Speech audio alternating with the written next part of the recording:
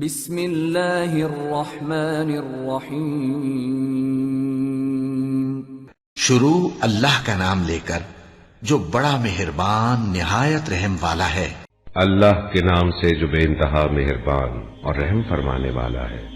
ہونی شدنی، کیا ہے وہ ہونی شدنی، اور تم کیا جانو کہ وہ کیا ہے ہونی شدنی۔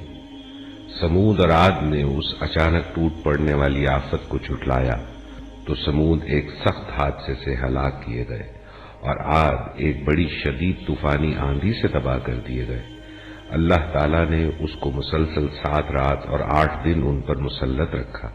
دیکھ لے کہ وہ وہاں اس طرح پچھڑے پڑے ہیں جیسے وہ کھجور کے بوسیدہ تنے ہوں۔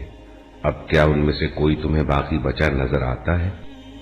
اور اسی خطائے عظیم کا ارتکاب فرعون اور اس سے پہلے کے لوگوں نے اور تلپٹ ہو جانے والی بستیوں نے کیا۔ ان سب نے اپنے رب کے رسول کی بات نہ مانی تو اس نے ان کو بڑی سختی کے ساتھ پکڑا۔ جب پانی کا طوفان حد سے گزر گیا تو ہم نے تم کو کشتی میں سوار کر دیا تھا تاکہ اس واقعے کو تمہارے لیے ایک سبق آموز یادگار بنا دے اور یاد رکھنے والے کان اس کی یاد محفوظ رکھیں۔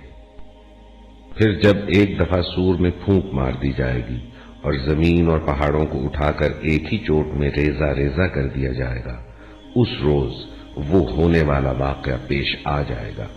اس دن آسمان پھٹے گا اور اس کی بندش ڈھیلی پڑ جائے گی۔ فرشتے اس کے اطراف و جوانب میں ہوں گے اور 8 فرشتے اس روز تیرے رب کا عرش اپنے اوپر اٹھائے ہوئے ہوں گے۔ وہ دن ہوگا جب تم لوگ پیش کیے جاؤ گے، تمہارا کوئی راز بھی چھپا نہ رہ جائے گا۔ اس وقت جس کا نامہ اعمال اس کے سیدھے ہاتھ میں دیا جائے گا وہ کہے گا، لو دیکھو پڑھو میرا نامہ اعمال، میں سمجھتا تھا کہ مجھے ضرور اپنا حساب ملنے والا ہے۔ پس وہ دل پسند عیش میں ہوگا، عالی مقام جنت میں جس کے پھلوں کے گچھے جھکے پڑ رہے ہوں گے۔ مزے سے کھاؤ اور پیو اپنے ان اعمال کے بدلے جو تم نے گزرے ہوئے دنوں میں کیے ہیں۔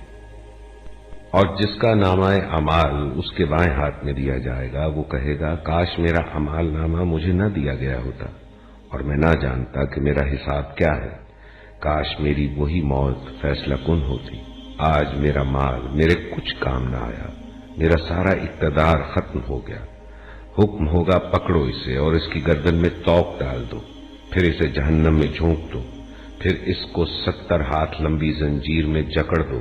یہ نہ اللہ بزرگ و برتر پر ایمان لاتا تھا اور نہ مسکین کو کھانا کھلانے کی ترغیب دیتا تھا، لہذا آج نہ یہاں اس کا کوئی یار غمخوار ہے اور نہ زخموں کے دھون کے سوا اس کے لیے کوئی کھانا، جسے خطا کاروں کے سوا کوئی نہیں کھاتا۔ پس نہیں، میں قسم کھاتا ہوں ان چیزوں کی بھی جو تم دیکھتے ہو اور ان کی بھی جنہیں تم نہیں دیکھتے۔ یہ ایک رسول کریم کا قول ہے، کسی شاعر کا قول نہیں ہے۔ تم لوگ کم ہی ایمان لاتے ہو اور نہ یہ کسی کاہن کا قول ہے، تم لوگ کم ہی غور کرتے ہو۔ یہ رب العالمین کی طرف سے نازل ہوا ہے۔ اگر اس نبی نے خود گھڑ کر کوئی بات ہماری طرف منسوب کی ہوتی تو ہم اس کا دایاں ہاتھ پکڑ لیتے اور اس کی رگے گردن کاٹ ڈالتے، پھر تم میں سے کوئی اس کام سے روکنے والا نہ ہوتا۔ در حقیقت یہ پرہیزگار لوگوں کے لیے ایک نصیحت ہے اور ہم جانتے ہیں کہ تم میں سے کچھ لوگ جھٹلانے والے ہیں۔ ایسے کافروں کے لیے یقیناً یہ موجب حسرت ہے اور یہ بالکل یقینی حق ہے۔ پس اے نبی اپنے رب عظیم کے نام کی تسبیح کرو۔ تذكر يوما كنت تعانق دمعة الفكر، تناجي الله في صبر وترجو رحمة تسري.